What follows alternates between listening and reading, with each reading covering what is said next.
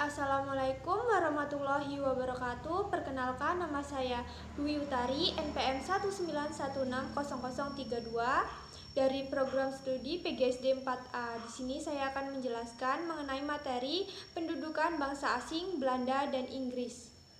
Pada masa penguasaan VOC pada tahun 1751, Arya Adisantika menerima Kesultanan Banten sebagai pinjaman dari VOC. Pengangkatan Arya Adisantika tak menghentikan perlawanan para pemberontak. VOC mengerahkan lebih dari 1000 pasukan Eropa dan pribumi untuk memukul mundur pasukan pemberontak. Kiai Tapa melawannya dengan melakukan pembakaran, perampokan, dan pembunuhan di dataran-dataran tinggi Batavia. Menurut Wycliffe dalam Isnaini tahun 2019, Kiai Tapa dan pewaris tahta yang didukungnya berhasil menyelamatkan diri. Pada tanggal 31 Desember 1799, dengan resmi VOC dibubarkan. Di bawah kekuasaan Belanda, wilayah Lampung memiliki batas administratif. Bagian utara berbatasan dengan Keresidenan Palembang, sebelah timur dengan Laut Jawa, di selatan dengan Selat Sunda, sebelah barat dengan Keresidenan Bengkulu dan Keresidenan Palembang.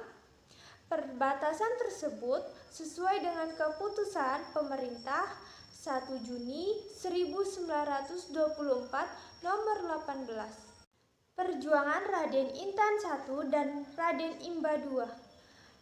Penguasa di Lampung yang mempunyai kekuasaan nyata ialah Raden Intan I. Belanda tidak bertindak keras terhadap Raden Intan I.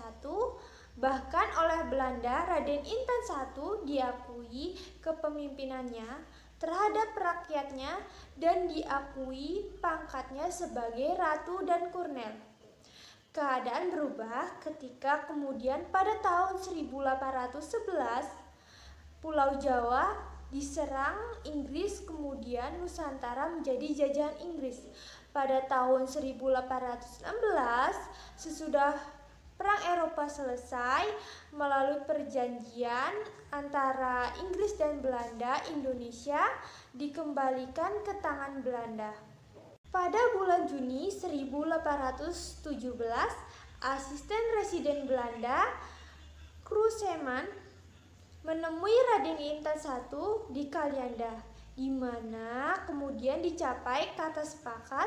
Yang pertama, Raden Intan I bersedia mengakhiri jalan kekerasan dan bersedia membantu pemerintah. Yang kedua, Raden Intan I akan diakui kedudukannya sebagaimana halnya pada zaman pemerintahan Daendels.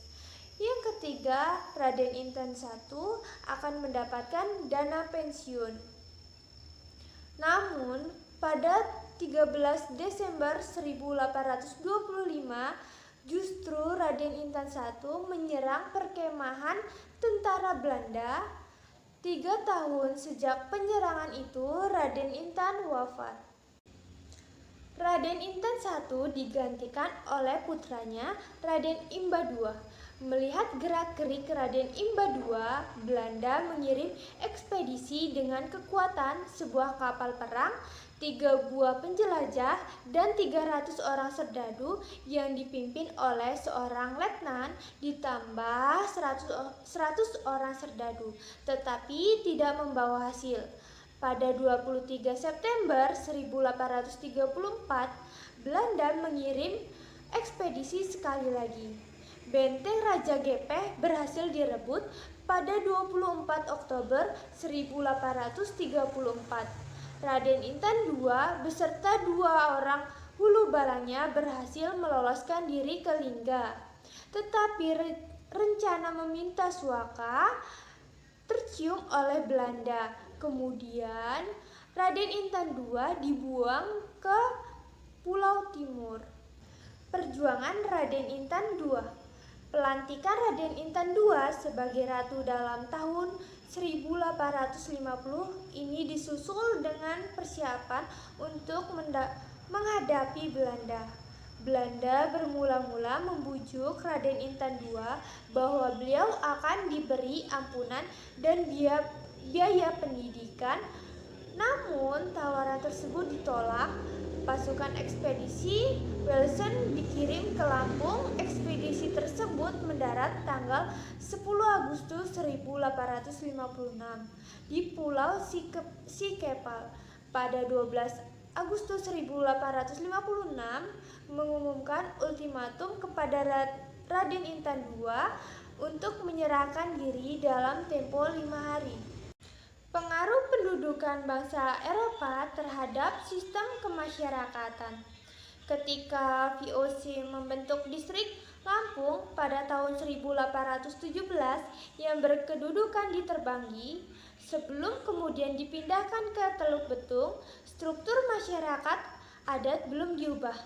Pada tahun 1826, Belanda mengubah struktur adat marga yang sebelumnya otonom, kemudian berada di bawah dan tunduk pada kekuasaan residen. Tahun 1928, Belanda menetapkan ordonansi peraturan ini. Marga diberi legitimasi struktural dalam pemerintah Hindia Belanda. Kepala-kepala marga dipilih dari para pemimpin adat tingkat marga. Melalui ordonansi, Belanda membagi Lampung dalam 84 marga beserta batas-batas teritorialnya. Sebanyak 78 dari 84 marga ini merupakan masyarakat etnis Lampung. Sisanya merupakan pendatang, utamanya dari Sumatera Selatan. Belanda mengubah sistem kebudayaan yang semula genealogis teritorial menjadi marga yang bersifat teritorial genealogis. Para penguasa di Lampung memperjuangkan sistem marga dan diakui Belanda tahun 1928. Perjuangan ini mementingkan musyawarah dan gotong royong. Kehidupan seni budaya. Yang pertama, sistem pendidikan. Abad ke-19, sistem pendidikan di Lampung lebih banyak menyangkut pendidikan tradisional. Pendidikan tradisional adalah berdasarkan kebutuhan semata-mata pada suatu hidup kemasyarakatan sesuai dengan nilai normatif masyarakat pada waktu itu. Semua bentuk pendidikan tradisional yang biasa dilakukan langsung di lingkungan keluarga termasuk jenis pendidikan tradisional. Isi pokok dari pendidikan tradisional untuk anak-anak wanita meliputi tentang pelajaran memasak dan aneka ragam kerajinan rumah tangga seperti membuat tikar, bakul, keranjang, dan sebagainya. Di samping itu, mereka selalu diajari sopan santun ketimuran sebagai bekal untuk bergaul dalam masyarakat dan keluarga. Yang kedua, kesenian. Seni tari Lampung harus dipelajari oleh muda-mudi kalau tidak mau tersisih dalam pergaulan, bahkan akan menaikkan martabatnya sebagai seorang gadis atau bujang. Karya sastra Lampung pada umumnya berbentuk puisi dan ada juga prosa. Anak gadis diajarkan berbagai kesenian seperti menari dan seni suara. Di beberapa daerah juga diajarkan menabuh alat-alat tabuh musik tradisional. Yang terakhir, sistem religi dan falsafah hidup. Penduduk Lampung telah menganut agama Islam sejak abad ke-16. Sisa-sisa kepercayaan Hindu masih melekat. Agama seperti Kristen Protestan dan Katolik belum berkembang pada periode ini. Dalam bidang filsafat, masyarakat Lampung mengenal Piil Pesinggiri, yaitu keseharusan hidup bermoral tinggi, berjiwa besar, tahu diri, dan kewajiban. Sekian dari saya. Wassalamualaikum warahmatullahi wabarakatuh.